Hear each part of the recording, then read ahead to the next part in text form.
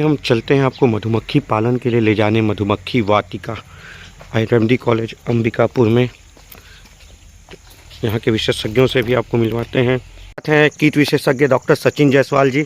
सचिन जायसवाल जी, आप अपने विषय में और अपने प्रोजेक्ट के विषय में कुछ बताएंगे क्या?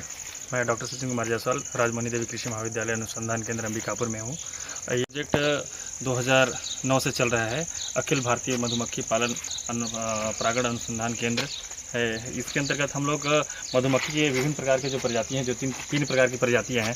जो देसी प्रजाति है उसको हम एपिस सेरेनेंडिका कहते हैं, उससे भी हम पाल रहे हैं। और जो विदेशी मधु है जिसको बहुत ज़्यादा मात्रा में कमर्शियल करते हैं, जो आप देख रहे हैं, ये मधुमक्खी हम विदेशी मधुमक्खी में करते हैं। यूरोपियन मधुमक्खी है, इटालियन मधुमक्खी के नाम से जानते हैं, एपिस मेलिफेरा जिसको नाम से जानते हैं। ये इससे ज़्यादा हम शहद प्राप्त करते हैं। एक पेटी से लगभग हम 30 से 40 kg हनी हार्वेस्ट करते हैं पर हाइव पर ईयर।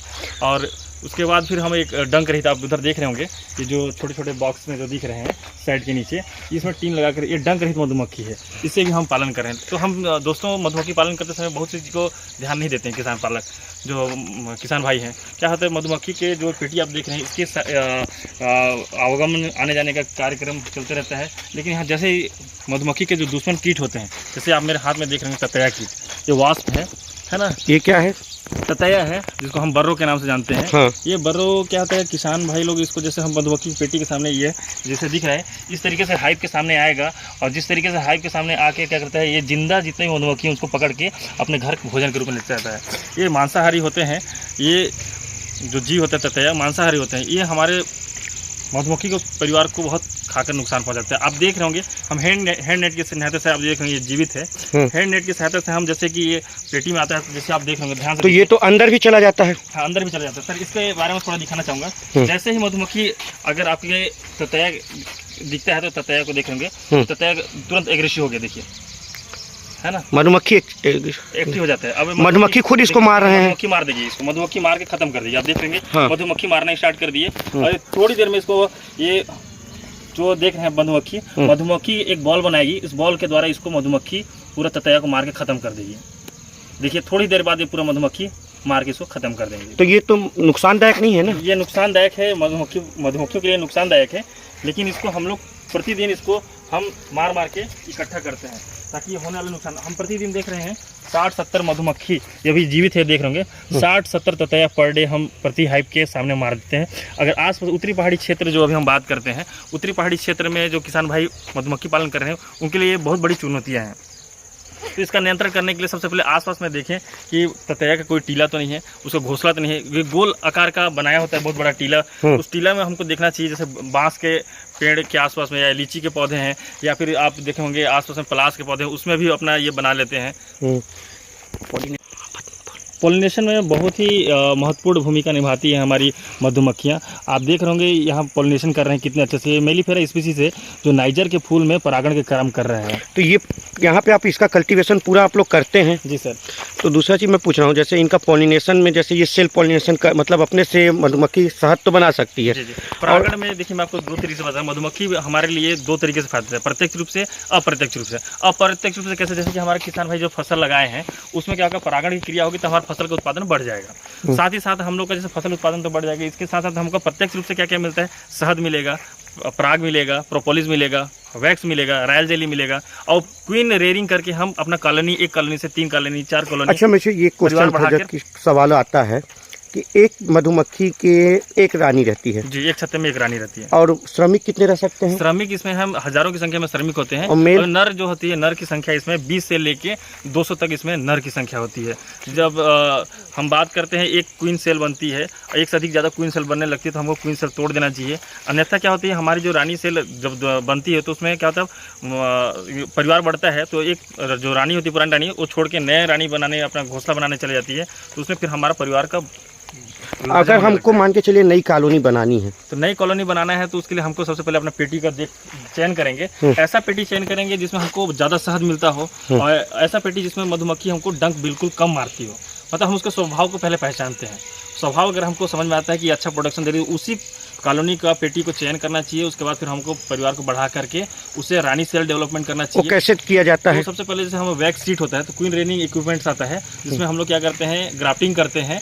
हमारा जो ग्राफ्टिंग का गर्म करते हैं वैक्स को ग्राफ्टिंग करके तो पेंसिल की सहायता से नोक करके हम बनाते हैं क्वीन रेयरिंग इक्विपमेंट से क्वीन सेल बनाते हैं। उसको फिर लाके हम लोग फिर क्या करते हैं पेटी के अंदर रखते हैं, जो हम सेलेक्टेड पेटी किए हैं। ये वैक्स हम लैब में बनाएंगे, आर्टिफिशियल इसको लैब में बनाएंगे ग्राफ्टिंग करके। उसके बाद फिर उसमें क्या करते हैं, एक हम उसमें लार्वा लेंगे ग्रब्स, जो 2 से 3 दिन मतलब पहले से जो एग से जो नया एग से नियोनिकॉइड्स निकलता है, नया ग्रब्स निकलता है, उसको हम उसको डालते हैं। डालने के पश्चात उसको हम लोग उसमें क्वीन रेयरिंग में डालते हैं। फिर 14 दिन बाद हमारा रानी क्वीन सेल पैक कर देते हैं, 14 दिन बाद हमारी रानी तैयार हो जाती है। अच्छा, मेरे को एक सवाल और है, जैसे कोई किसान है जी, वो रानी कहाँ से ले? रानी पूरा परिवार हमारे इंदिरा गांधी कृषि विश्वविद्यालय के अंतर्गत राजमणि देवी कृषि महाविद्यालय है। यहाँ आप कभी भी मधुमक्खी की पेटी चाहिए तो आप यहाँ से ले सकते हैं। हमेशा किसान भाई को देना चाहिए रोग ग्रसित पेटी चेंज ना करें, क्योंकि बहुत सारे जो नोसिमा डिजीज़ वगैरह होते हैं तो वो सब अगर पेटी में लगा हुआ है, अगर हमको पता नहीं रहता है तो हमारे क्या होता है, ये आपस में फैलने वाली बीमारी है वायरस के कारण। तो ये सब हमारे को प्रोटोजोआ के कारण जो फैलती है वो ये सब हम लोग को विशेष रूप से ध्यान देना चाहिए। तो आप लोग एक किसान को एक मधुमक्खी की में एक रानी देंगे? हाँ, एक रानी देंगे, उसमें से लगभग 8 फ्रेम, इसमें 10 फ्रेम लगा होता है। आप फ्रेम दिखाएंगे तो? इसमें 10 फ्रेम लगी हुई रहती है, तो इसमें 10 फ्रेम देख रहे होंगे आप, है ना। और एक रस फीडर लगा हुआ है पीला कलर का जो दिखाई दे रहा है, पीला वाला क्या है? फीडर है। इसमें हम लोग क्या होता है, जब हमारे पास पर्याप्त भोजन की मात्रा नहीं होती है, पर्याप्त भोजन नहीं होता है, तब हम क्या करते हैं, इनको गर्मी के मौसम में या अधिक तेज भारी वर्षा हो रही है उस सहायता में हम लोग क्या करते हैं, हम 1:1 1 गिलास शक्कर 1 गिलास पानी आपस में मिला करके अच्छे से हम क्या करेंगे, उसको हम लोग मिक्स करके हम इनको आर्टिफिशियल कृत्रिम भोजन के रूप में, कार्बोहाइड्रेट के रूप में इनको हम शक्कर का सीरा देते हैं, जिससे क्या होता है मधुमक्खी का जीवन यापन अच्छे से होता है। अच्छी वैरायटी कौन सी है? मतलब एक पेटी से माने आपके यहाँ वैरायटी कौन सी है मधुमक्खी का पालने के लिए? जो प्रकार की प्रजाति पाल रहे हैं, विदेशी मधुमक्खी है जिसको हम इटालियन बी के नाम से जानते हैं।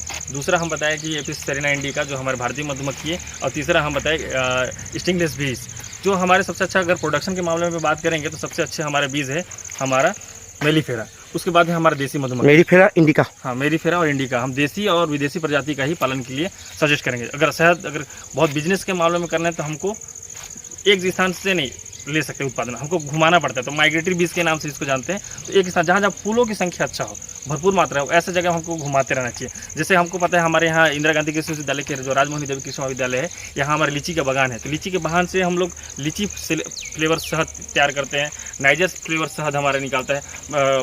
मेन पार्ट से हम बकवीट लगाते हैं, तो वहाँ बकवीट फ्लेवर का भी हम शहद, सरसों का शहद, अलग अलग प्रकार। बकवीट मतलब?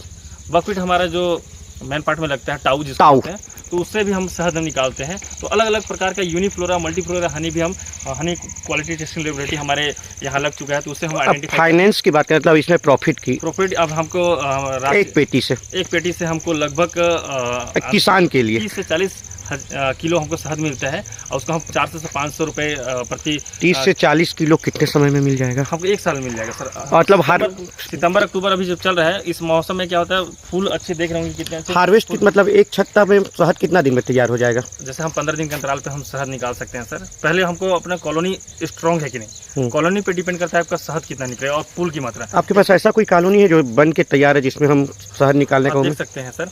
लेकिन अभी क्या है, हम इवनिंग हो गया, तो अभी सुबह अगर मॉर्निंग में आएंगे तो हम आपको विशेष रूप से दिखाएंगे कि इसमें हनी पूरा कॉम भरा रहता है। बाकी अगर अधिक जानकारी के लिए अगर जानकारी चाहिए तो आप देख सकते हैं लाइव यहाँ आकर। तो किसान को मतलब एक पेटी से 25 किलो मिल जाएगा 1 साल का? 30 से 40 किलो सर इसमें निकलेगा, और देसी से निकालेंगे तो 12 से 18 किलो शहद निकलेगा।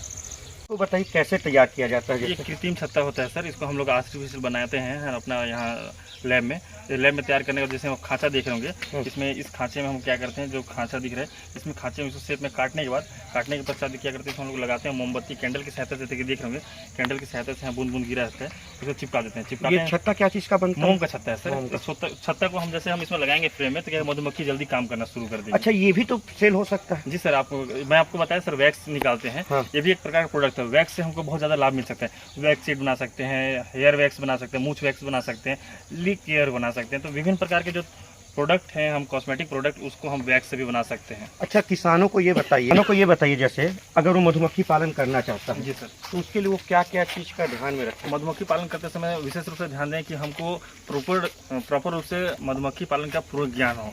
अगर मधुमक्खी को कैसे पेटी को निकालना है, मधुमक्खी को चेक करना है, प्रतिदिन मधुमक्खी अंडे दे रही है कि नहीं दे रही है, अगर ये सब तकनीकी ज्ञान नहीं होगा तो मधुमक्खी पालन को क्या है, बहुत सारी परेशानी होगी। ये बता रहे हैं, जैसे हमको पता है कि हमारे मधुमक्खी अभी अंडा उत्पादन नहीं कर रही है, तो हमारा क्या उत्पादन कम हो जाएगा, तो हमारा परिवार कम हो जाएगा, तो हमारा शहद का उत्पादन भी कम हो जाएगा। इसलिए पेटी का प्रॉपर देख रेख करना चाहिए, साफ सफाई करना चाहिए और उसमें लगने वाले रोग और कीट का विशेष रूप से ध्यान देना चाहिए। साथ ही साथ हमको बी का फ्लोरा, जिसको मधुमक्खी का फूल कहते हैं, जिसमें पराग और मकरंद दोनों बहुत भरपूर मात्रा में होगा तो निश्चित ही आपको लाभ जरूर मिलेगा सर।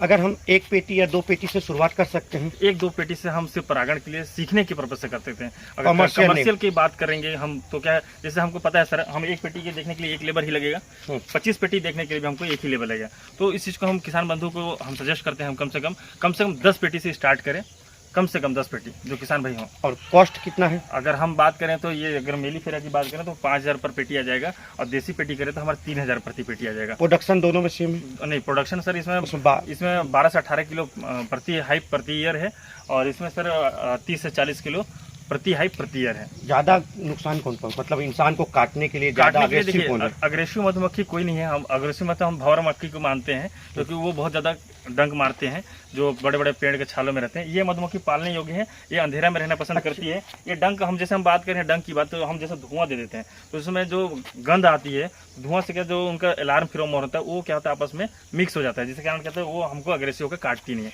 इसलिए हमेशा पेटी चेक करने से हमको धुआं दिखाना चाहिए एक लिमिटेड समय के लिए। जंगली मधुमक्खी जो पहाड़ों में या घरों के किनारे बना के रहती है, जी सर, अगर यहाँ आ गई तो इनको नुकसान पहुंचाएगी? हाँ सर, जैसे हम जो बताए हमारा परिवार अगर कमजोर हो जाती है तो जैसे हम बताए थे भोजन पात्र, जैसे हम फीडर बोलते हैं, इसमें हम शक्कर की चाशनी डालते हैं, तो क्या जब अभाव, भोजन के अभाव कमी रहती है तो उनके लिए भी अभाव है, तो वो क्या करती हैं आके पेटी के अंदर घुस के वहाँ अपना शहद को ले जाती हैं या फिर जो हम शक्कर का घोल बनाए हैं उसको वो खाने के लिए आ जाते हैं, तो उन परिवार को नुकसान पहुंचाती हैं और बाकी दूसरे तरीके से कोई नुकसान नहीं पहुंचाती। न्यूट्रेंट की बात करें तो देसी और विदेशी दोनों मधुमक्खी के हनी में उतने न्यूट्रेंट है कि कुछ? जी बराबर है। देसी मधुमक्खी है वो छोटे छोटे फूलों में परागण कर लेती है। विदेशी मक्खी थोड़ा बड़े होने के कारण इनका भोजन का डाइट भी ज़्यादा अच्छा है और बहुत ज़्यादा मात्रा में परागण कर कार्य करते हैं। और जिससे भी जो बहुत छोटे छोटे फूल होते हैं उसके लिए हम डंक रहित मधुमक्खी की बात करते हैं, वो बहुत सारे छोटे छोटे फूल होते हैं उसमें भी जाके परागण कायम करते हैं। उसमें तो फायदा ज़्यादा नहीं हो पाएगा? उसमें सर हम बता रहे हैं 250 से 300 ग्राम शहद प्रति ईयर होता है, लेकिन उसका जो शहद होता है उसका बहुत ही मार्केट में वैल्यू है क्योंकि उसको हम एंटीसेप्टिक रूप में, जैसे हमको डायरेक्ट चोट लगे घाव, हमको एंटीसेप्टिक क्रीम की जरूरत नहीं पड़ती, हम डायरेक्ट घाव में लगा लेंगे तो भी हमारा बहुत अच्छा एज ए एंटीसेप्टिक क्रीम के रूप में काम करता है सर। धन्यवाद सर, आपने बहुत अच्छी जानकारी दी हमको। आपसे मिलकर बहुत अच्छा लगा सर। इस तरीके से आप किसान भाइयों के लिए काम करें, निश्चित ही मुझे लगता है किसान भाई लोग को बहुत लाभ मिलेगा। लाइक करें, सब्सक्राइब करें, अपने भाई के चैनल है ओझा भाई साहब। आप देख रहे होंगे अपने बच्चों को इवनिंग टाइम पे जो नए जो शिशु निकले होते हैं उनको उड़ाना सिखा रही है मधुमक्खी। इस दौरान आप देख रहे हैं झुंड में मधुमक्खी के जो परिवार है इवनिंग में 3 बजे के आसपास से 5 बजे तक आप देखेंगे जो नए जो शिशु होते हैं मधुमक्खी के, उनको बाहर निकाल के उनको उड़ना सिखाती हैं मधुमक्खी, श्रमिक मधुमक्खी। अच्छा, मधुमक्खी का लाइफ कितने दिन का होता है? मधुमक्खी का जीवन चक्र जो रानी मधुमक्खी उनकी होती है 5 साल, जो नर होता है उसका 90 दिन और जो अपने जो श्रमिक मधुमक्खी उनके 60 दिन की जीवन काल होती है सर। ये काट भी सकती है अभी ना? नहीं, अभी नहीं काट सकते, अभी बच्चे उड़ रहे हैं।